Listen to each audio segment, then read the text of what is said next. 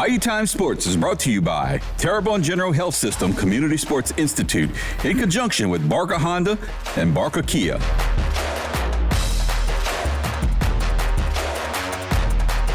Hi, everybody. Welcome to Bayou Time Sports. The Pro Combine Camp was held on Friday, and they had a special guest there, Michael Parenton, who, ironically enough, was just inducted into the Bayou Region Athletic Hall of Fame, as he was a terrific football player at E.D. White High School, a graduate of 2004, went on to play for Tulane University. After that, played for the New York Jets for a while. He was there at the Pro Combine Camp, and I can't think of a better person to have there related to the success and what it takes to be a better football player. Michael is now the Vice President of Pro Personnel for the New Orleans Saints. He has worked his way up to that position. He is in a position where talking to players coming in, understanding the traits that they need to be successful at a certain level is so important. So for him to be at a combine where these young kids are trying to figure out exactly what the correct path is so important. We were so lucky. Our guy, Keith Whiteside, was there, and he had the opportunity to talk to Michael a bit. Here's Michael Parenton talking at the Pro Combine Camp. Very excited to have with us the recently inducted Hall of Famer, Michael Parenton. Michael, thank you for joining us. Thank you for having me. First time, really, I've been out here since probably right when I was playing, so maybe 2010, so it's amazing to see how much this thing has grown. Yeah, so really cool, right? So I know they started in 2007, and you were able to kind of spend some time here for that, and then haven't really been back here in about 15 years, right? Correct. Let's talk about the journey since then. Let's talk about what's happened for you since then, and just for people that maybe don't know, tell us a little bit about how things have gone for you in your career some. Yeah, so I guess got done playing at Tulane 2008 season, 2009 was with the Jets, fortunate to be on the practice squad there with that group. Went to the AFC Championship that year, 2010, back injury really kind of like painted the picture for me to be like, hey, it's time to settle up. Right. Coached at Parkview Baptist for a year, which was a great experience while I was doing some public accounting, and realized football was, always going to be my passion and my love. Right. Positive, had some positive influences in my life that kind of steered me in that direction, gave me confidence that way. And been with the Saints now for this will be my 14th season. That's right, 14 seasons with the New Orleans Saints, and I know they're very glad to have you. Let's talk a little bit about your role there and what that kind of feels like.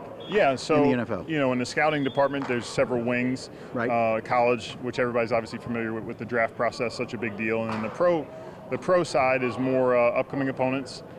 Street list management, so anybody who's on the street right now, working those guys out. And so on the pro side, you're handling upcoming opponents. Anyone on the street right now you want to work out, which is really more of a refined process where guys are getting on and off of practice squads. You got a 16-man practice squad. Right. You're managing that, communicating with the coaching staff, with the general manager, and then also, trade season, free agency, which just really kind of depends on need base. From that standpoint, but I liked it because, as a former player, it's a direct line of communication with the coaches, so obviously that's a comfort zone for me. You're in the office every day, whereas our college scouts do a great job out on the road, but you're on the road for 4 months at a time, and you're spending, 10 days out at hotels and into schools and gathering as much information as possible. So just quality of life standpoint, just kind of fits you a little bit different, and pro scouting always kind of what I wanted to do. Right. Let's talk a little bit about finding that balance, because I think a lot of these kids are wanting to follow the path that you have, right?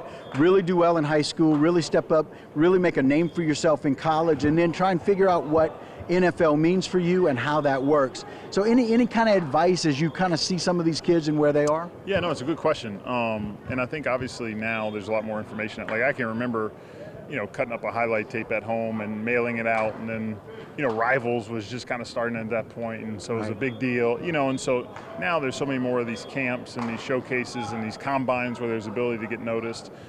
Information age has obviously lent itself to where you can be found, and then with the transfer portal now, I think it doesn't matter where you start out at. Right. I was just talking to Coach Ryback. It's such a benefit now that where these guys, you just have to find your niche of this is the type of player that we want to bring in because we know they fit our program and they can have success, and whether it's for a year, for 3 years, whatever it is, right. That guy can move on. So I really feel like opportunity. Taking advantage of everything that comes forward and handling your business. I think that's the number one thing that my dad always did a great job for me, is that, hey, look, you want to do it, well, you got to make sacrifices, you got to work hard, you got to do those things, but it can't be a sometimes decision, it's got to be an all-time decision, and there's an opportunity for you if it's out there, because nobody turns down guys that'll work hard, guys that love the game, guys that are good teammates. You always can take as many of those, someone can take somebody who has those traits. So finally, the last thing is we hear the whistles going off, and maybe it's got to be the last question, right? We heard the whistle. Yeah. Tell us what it was like to kind of make that decision of when you decided, hey, I know that I've got a good backup plan because I've prepared for that, and when that injury really said it's time for me to make a change.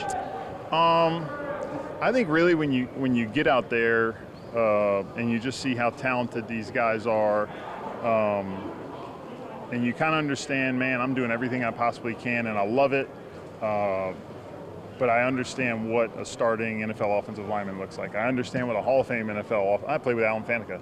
Quickly you see that guy and you understand that, hey, look, this is different, and so, all those things kind of point you in that direction. And really, I think it's just prayer, it's faith.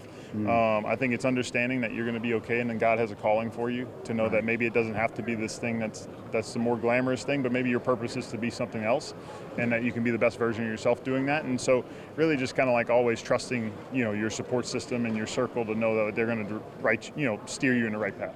Right. Well, Again, Michael Parenton at the Pro Combine Camp at Nicholls State University on Friday. A great day, a great camp. Got lucky with the weather. A lot of things worked out really well there. And a good guy there to lead these kids in the right direction. We're certainly glad that Michael Parenton was available to the Pro Combine Camp on Friday. That's it for us. We're going to take a break. We hope you're enjoying Bayou Time. We'll be back right after this. This segment was brought to you by Terrebonne General Health System Community Sports Institute in conjunction with Barker Honda and Barker Kia.